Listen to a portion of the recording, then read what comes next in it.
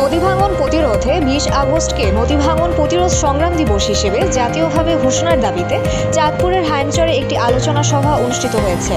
শুক্রবার উপজেলার তেলির মোড় বাজারে হাইমচর ওয়েলফেয়ার ফাউন্ডেশনের উদ্যোগে এই সভাটি আয়োজিত হয়। সভায় বক্তারা বলেন, দেশে নদীগুলোকে রক্ষা করা না গেলে পরিবেশ ও অর্থনীতিতে এর মারাত্মক নেতিবাচক প্রভাব পড়বে। প্রতি বছর হাজার হাজার মানুষ নদী ভাঙনের শিকার হয়ে তাদের ঘরবাড়ি হারাচ্ছে। 20 আগস্টকে জাতীয় দিবস হিসেবে ঘোষণা করা হলে নদীর সুরক্ষা ও ভাঙন রোধে জনসচেতনতা বাড়বে এবং সরকার এই বিষয়ে আরও বেশি গুরুত্ব দেবে।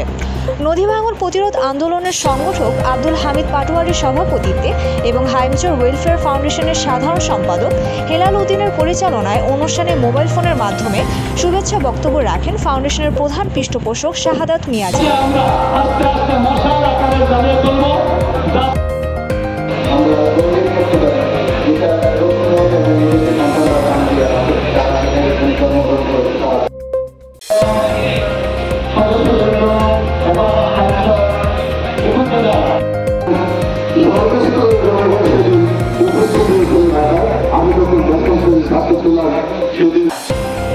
আজকের যে আন্দোলন সংগ্রামের যে কার্যক্রম চালিয়ে যাচ্ছে, এই কার্যক্রম তখনই একটা সুফল লাভ করবে যখন এই কার্যক্রমকে জাতীয়করণ করা হবে।